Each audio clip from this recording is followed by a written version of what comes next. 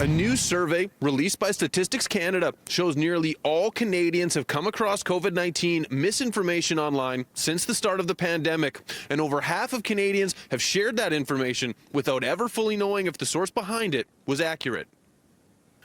The survey published February 2nd shows that the COVID-19 pandemic has come with what they are calling an infodemic, an overabundance of information, some true, some false.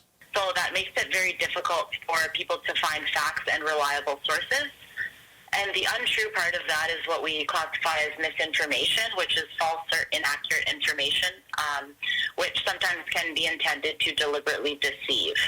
The survey found 96% of Canadians who used the internet to find COVID-19 information discovered what they considered misleading or false facts.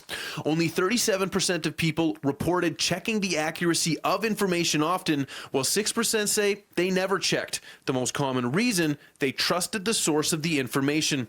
But 11% of people said they wouldn't know how to fact check the information, even if they wanted to. I can understand that would add a whole other level of anxiety if you're looking at incoming information from different sources and you're not sure what to do or how to check that. Epidemiologist Cynthia Carr says developing fact-checking skills should start early in life with kids in school. But Carr says adults could benefit from some continuing education on the topic as well. The survey found Canadians 55 years and older were more likely than those between the ages of 15 to 54 to share COVID-19 information without validating its accuracy before retweeting or reposting it.